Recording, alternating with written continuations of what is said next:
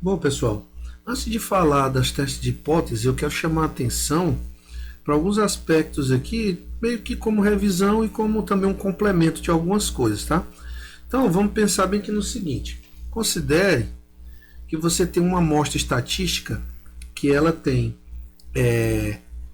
uns elementos x1, x2, x3, blá blá blá, até xn, tá?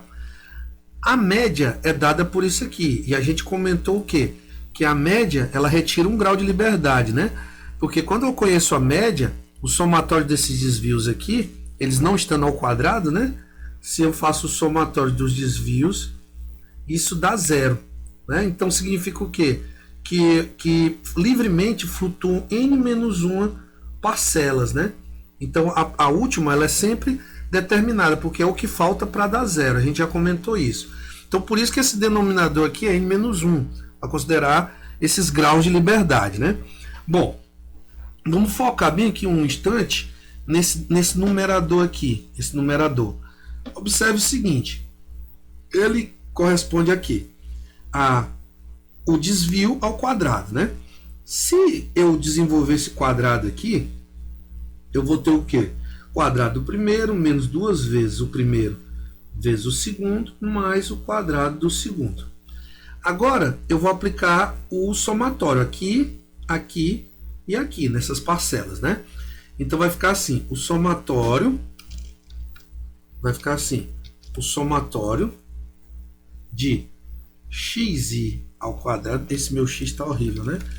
De xi ao quadrado menos o somatório de duas vezes xi vezes x barra mais o somatório de x barra ao quadrado. Então observe o seguinte, observe que aqui eu estou pegando o primeiro número e elevando ao quadrado, o segundo elevando ao quadrado e somando, o terceiro elevando ao quadrado e somando. Então eu estou somando os quadrados dos elementos, né? Desse conjunto aqui. Então eu tenho aqui os elementos ao quadrado. Ok. Esse 2 é uma constante e o x barra também é um número, uma constante. Eles podem ir para fora do somatório. Então vai ficar menos 2x barra vezes o somatório de xi. Que aqui eu estou simplesmente fazendo o somatório de todos esses elementos aqui. Mais o somatório de x barra ao quadrado. Ora, se x barra é uma constante, é um valor único, eu estou simplesmente elevando ele ao quadrado. Mas eu estou fazendo um somatório. E observe que ele não depende de i. Ele não depende de i. Então acontece o seguinte. Quando i é 1, eu tenho x barra ao quadrado. Aí, mais, quando i é 2, eu tenho de novo x barra ao quadrado. Mais, quando i é 3, eu tenho de novo x barra ao quadrado. Então, como eu vou até n, eu estou somando n vezes o termo x barra ao quadrado. Então, isso aqui equivale a n vezes x barra ao quadrado, tá? Eu estou fazendo x ao quadrado e estou somando ele n vezes. Então, isso aqui é correto. Bom, no caso, repetindo aqui, eu tenho o meu somatório de x ao quadrado menos 2x barra. Que é isso aqui? Se a gente olhar para cá, e o n vem bem para cá, né? Eu tenho que o somatório de xi nada mais é do que n vezes x barra. Eu vou colocar aqui n x barra mais nx barra ao quadrado. Bom, agora o que eu vou ter? Eu vou ter o somatório de xi ao quadrado menos, observa que vai ficar 2n x barra ao quadrado, esse termo, 2n x barra ao quadrado mais nx barra ao quadrado. Então, o somatório de xi quadrado menos 2n mais n vai dar menos n x barra ao quadrado. Né? Bom, só que x barra, ele é o quê? É o somatório de xi sobre n. Então vai ficar o seguinte, o somatório de xi ao quadrado menos n. Quem é x barra? O somatório de xi sobre n ao quadrado. Esse n vai cortar com um n desse aqui. E no final, o que eu vou ter? Eu vou ter o seguinte, eu vou ter o somatório de xi ao quadrado menos o somatório de xi, tudo isso ao quadrado, sobre n. Levando lá para o numerador de novo, o meu desvio padrão, ele, portanto, pode ser calculado da seguinte maneira. Eu posso pegar o somatório de xi ao quadrado menos o somatório de xi ao quadrado, né, em parênteses, sobre n. Tudo isso dividido por n menos 1 e tirado a raiz quadrada. Então é uma maneira diferente de você calcular o desvio padrão. Então o que você iria fazer? Você tem lá x1, x2, x3, blá blá blá, até xn, certo? Então o que você vai fazer? Você vai elevar ao quadrado, né? Até xn ao quadrado e vai somar tudo. E aí você vai obter aqui o somatório de xi ao quadrado, certo? Por outro lado, você vai pegar x1 mais x2 mais x3, blá blá blá, até xn, e vai obter o somatório de xi. Isso aqui você vai ainda elevar ao quadrado. O somatório é diferente, tá, pessoal? Se você eleva ao quadrado e soma tudo e eleva ao quadrado, é diferente, tá? Então, isso aqui você divide por n, então subtrai isso disso, divide por n menos 1 e tira a raiz. É uma fórmula alternativa para o desvio padrão, tá? Então, é só um detalhe, por enquanto. Agora, eu quero chamar a atenção, primeiramente, para uma coisa interessante. Quando você tem medidas, vamos supor, que venham de diferentes etapas, né? Por exemplo, eu vou dar um exemplo. Vamos lá. Bom, então, isso que eu vou falar está dentro do que a gente chama de propagação de incertezas, tá? Acontece o seguinte, caramba, página nova, página depois. Bom, por exemplo, pessoal, vamos supor que você vai fazer uma medida, e nessa medida, você faz duas medidas, tá? Independentes, e cada uma delas tem uma incerteza. Então vamos supor que o resultado da sua medida é a soma dessas duas medidas. Então aqui é uma medida A e uma medida B. Essa medida A, vamos supor que ela varia aqui de mais ou menos 0,02, tá? E a B varia de mais ou menos 0,03. Ou seja, você tem uma incerteza A e uma incerteza B, tá? Então, qual seria então a incerteza de Y? Existe uma matemática, não é tão complicada não, é simples. Você escreve a derivada total de Y, e aí você faz a derivada parcial com relação a A e com relação a B, faz uma pequena dedução, e eu não vou mostrar aqui porque perde bastante tempo. Mas se vocês quiserem procurar em livros de estatística, muitos deles têm, tá? Então, o que acontece? Isso, se você deduzir direitinho, você vai ver que SY vai ser a raiz quadrada de SA ao quadrado mais SB ao quadrado. E tanto faz se Y for, por exemplo, A menos B. SY vai ser a raiz quadrada de SA ao quadrado mais SB ao quadrado, tá? Então isso é propagar a incerteza.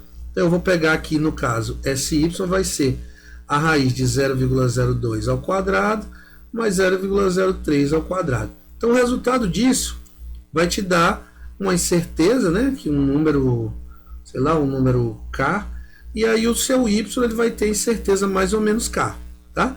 Então, isso tem a ver, inclusive, quando você faz produto, né? Aqui é quando você faz soma ou subtração, é desse jeito que você calcula, que é o que me interessa agora. Quando você faz soma ou subtração, você tem... quando você faz produto ou quociente, você tem uma fórmula um pouquinho diferente, tá? Por exemplo, se você tiver aqui que y é igual a A vezes B vezes sobre C. Então, a incerteza em y sobre y vai ser igual a incerteza de A sobre A ao quadrado, mais a incerteza de B sobre B ao quadrado, mais a incerteza de C sobre C ao quadrado, tá? Então, é assim que se propaga quando você tem produto ou quociente, que se propaga a incerteza. Então, também tem a dedução disso aqui, não é nada muito complicado. E menos comum, mas também existe para operação de logaritmo, para exponencial e etc. Tá? Então, o que eu quero chamar a atenção é porque a gente vai precisar, daqui a pouco, no nosso teste de hipótese, a gente vai precisar fazer a incerteza, o erro de uma diferença, tá? A gente vai precisar fazer o erro de uma diferença. Então a gente vai precisar disso aqui. Mas é tranquilo, não é nada complicado não. Uma outra coisa que eu queria chamar a atenção também é que às vezes a gente tem uma coisa chamada de desvio padrão combinado, tá? Que também é interessante para a gente. Aqui eu prefiro até mostrar com um exemplo numérico, fica mais fácil para a gente compreender, tá? Eu vou mostrar esse exemplo. Bom, imagine aqui o seguinte, você tem aí, ó, os níveis de glicose são monitorados rotineiramente em pacientes que sofrem diabetes, blá blá blá. A concentração de glicose em pacientes foi determinada em meses diferentes, né? Por um método, o espectrofotométrico. O paciente foi submetido a uma dieta com baixo teor de açúcar para reduzir o nível de glicose. Os seguintes resultados foram obtidos durante um estudo para determinar a eficiência da dieta. Calcule a estimativa do desvio padrão combinado para o método. Pessoal, aqui está sendo usado o mesmo método para determinar esse teor, esse teor, esse teor, esse teor, esse, ou seja, todos. Só que isso aqui foi feito no mês 1, no mês 2, no mês 3 e no mês 4. Acontece o seguinte, se eu pegar aqui no mês 1 e calcular o desvio padrão, como é que eu calculo? Eu pego a média, que está aqui, 1100,3, eu faço isso menos isso ao quadrado, mais isso menos isso ao quadrado, mais até o último, né? 1100 menos essa média ao quadrado. Somo tudo e divido por n menos 1, né? No caso aqui eu tenho quantas medidas? 1, 2, 3, 4, 5, 6, 7. Então eu divido por 6 e tiro a raiz. Então eu encontro isso aqui. Esse desvio padrão ele está baseado em 6 graus de liberdade, né? 6 graus de liberdade. Por quê? Porque tem 7 medidas, 7 menos 1, 6 graus de liberdade. Esse aqui, isso menos essa média ao quadrado, esse menos essa média ao quadrado, esse menos média, blá blá blá, faço o desvio padrão direitinho, me dá isso. Esse aqui ele está baseado, tem quantas medidas? 1, 2, 3, 4, 5. Esse aqui está baseado em 4 graus de liberdade. Esse aqui do mesmo jeito, né? 1, 2, 3, 4, 5. Então, 4 graus de liberdade. E esse aqui, 1, 2, 3, 4, 5, 6, 7. Então, esse aqui está baseado em 6 graus de liberdade. Ora, qual desses é o melhor desvio padrão para representar a incerteza do método? Eles individualmente são estimativas do desvio padrão. Mas, digamos assim, se eu fosse escolher, eu escolheria esse ou esse. Por quê? Porque eles são baseados em mais grau de liberdade. Então, a minha estimativa é mais precisa, digamos assim. Agora, eu posso combiná-los, eu posso combinar todos eles, certo? E obter uma estimativa do desvio padrão que vai estar baseada em 6 mais 4 mais 4 mais 6, ou seja, 20 graus de liberdade. Então, como é que eu faço isso? Eu pego o seguinte, eu pego o somatório dos quadrados de cada um individualmente em relação à sua média, como está feito aqui, ó, né? Aqui está feito para a primeira linha só para o primeiro mês, né? Então, fazendo para todos os outros e somando essa parcela final, eu posso dividir pelo número total de graus de liberdade, né? Porque eu tenho 24 medidas e tenho 4 meses, no caso, 4 médias. Então, 24 menos 4 me dá 20. Então, dividindo o somatório total, eu obtenho 19 miligramas por litro, que está baseado em 20 graus de liberdade. Portanto, é uma estimativa mais confiável, certo? Então, ele está dizendo aqui que 20 graus de liberdade essa já pode ser considerado uma boa estimativa de sigma, certo? Então, eu aumento a confiabilidade do meu desvio padrão combinando desvios padrões. Então, se por exemplo você vai fazer um experimento, aí você vai lá, você faz com uma pressão de 1 atm, uma temperatura de 20 graus, tá? Aí você faz em triplicata, x1, x2, x3. Aí você faz agora 2 atm e 20 graus. Aí você pega, sei lá, x1 linha, x2 linha, x3 linha. Aí você faz com 1 atm e agora você aumenta por 40 graus. Aí você tem x1 dorlinha, x2 dorlinha e x3 dorlinha. E aí você faz com 2 atm e a temperatura de 40 graus. Você está variando, né? Aí você obtém x1 3 linhas, x2 3 linhas ou x3 3 linhas. Ora, desses três aqui, você pode calcular um desvio padrão com 2 graus de liberdade, né? Aqui. Você tem 3 medidas, dá um desvio padrão com 2 graus de liberdade. Aqui, do mesmo jeito, aqui do mesmo jeito e aqui do mesmo jeito. Ora, eu posso combinar os quatro, certo? E obter um desvio padrão com 2, 4, 6, 8 graus de liberdade. Então a minha estimativa vai ser melhor. Então como é que eu obtenho esse desvio padrão combinado em termos matemáticos? É exatamente a raiz quadrada de... Aí você vai pegar o primeiro conjunto, tá? Na verdade, se você já tiver os desvios padrões, você vai ter o número de graus de liberdade do primeiro conjunto, né? Vamos supor que você tem aqui x1, x2, x3, até xNA. Esse é o primeiro conjunto. O segundo, x1 linha, x2 linha, x3 linha, blá blá blá, xNB, tá? E por aí vai. Aí você vai obter digamos aqui, um conjunto K, né? X1 linha, x2 linha, x3 linha, até xNK linha. Pronto. Então você tem K conjuntos. Então você vai pegar o desvio padrão desse, SA, o desse, papapá de todos, SK, e aí você vai fazer o número de grau de liberdade do primeiro vezes SA ao quadrado mais o número de grau de liberdade do segundo vezes SB ao quadrado mais até o último, o número de grau de liberdade do último vezes SK ao quadrado. Né? Isso eu estou contando que você tem os valores aqui do desvio padrão. Tá? E aí divide por N total menos, no caso aqui, menos K, né, pessoal? Porque eu teria K conjuntos, então isso na verdade é todos os somatórios, né? NA mais NB, o N vai ser NA mais NB mais blá blá blá até NK, tá? Menos K, o número de conjuntos. Então eu obtenho o grau de liberdade aqui, certo?